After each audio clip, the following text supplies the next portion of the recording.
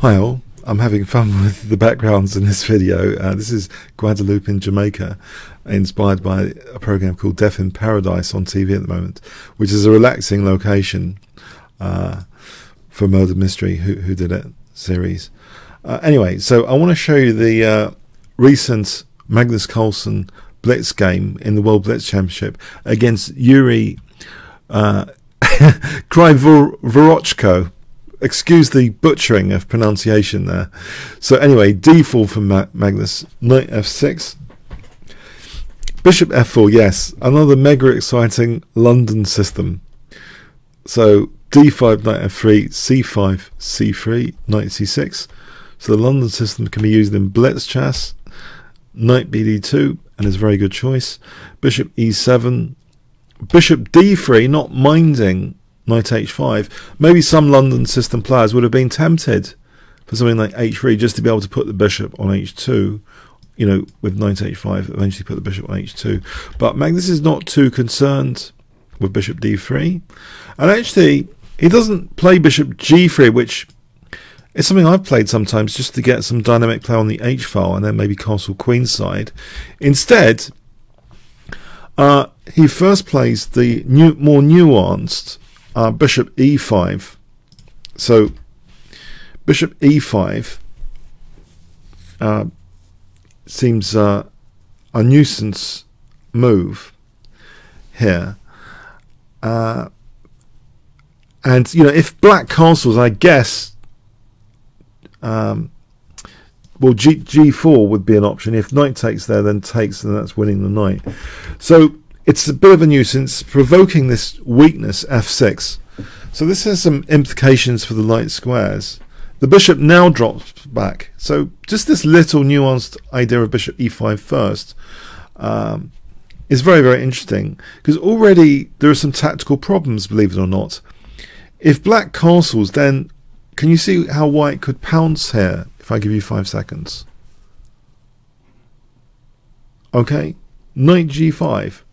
Hitting the knight and h7. So this is good for white, this kind of position, the small edge. So anyway, black played g6. We have queen e2, bishop d7, and now white wants to open up the position actually. D takes c5 first to make sure that if e4 there's no cd, which is a nuisance, crumbling white's centre a bit. So taking first means that e4 is much safer, under much safer conditions to play this. Still, this pawn is there guarding key squares. Knight takes g3 now, and we do get this dynamic rook, but with bonus points, yeah, with these weaknesses that have been created. D takes, bishop takes e4, and now king f7. White castles queenside, queen c7, knight c4, and black has to be careful here. In this configuration, there are some nasty forcing moves afoot here. If, for example, a6, just to show you one idea, say b4 and the bishop goes back, then bang, bang, and check.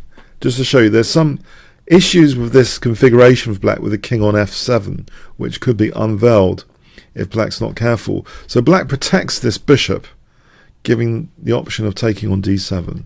Now queen d2, this looks like a very nifty move actually, in many respects. First of all, clearly to pounce into h6 is desirable, but also there's an immediate tactical threat. I'm giving you this token move again just to show the tactical issue. Bishop takes g6 would be a disaster for black, this position, because that's winning that bishop on c5, but also if hg, then the rook on d8 is overloaded, so we just take there and queen takes. So it's not just got the idea of pouncing into h6, there's d7 issue, so that helps maybe explain a little bit bishop c8, but the queen goes into h6, rook takes, king g8, and now a very interesting plan and logical, it seems, g4, to try and bust open one of these dark squares to gain more access, to try and help the queen as an attacking piece over there.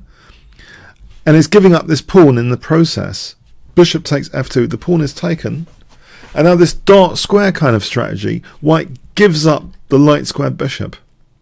And it's very dangerous here. If queen takes, then there's rook d8 check, for example, looks very, very dangerous. Winning the rook, potentially. So b takes, but this means that the kind of dark squares have been punctured a bit now, making this move g5 even more effective. You can see that was helping control e5, and now it's being undermined. Now perhaps black's best shot was bishop g3 here, setting a little trap that if takes, then there's check. And now maybe king b1, for example, f5, and it's still about equal. But black, remember it's only a blitz game at 3 minute each in 2-second increment per move. Black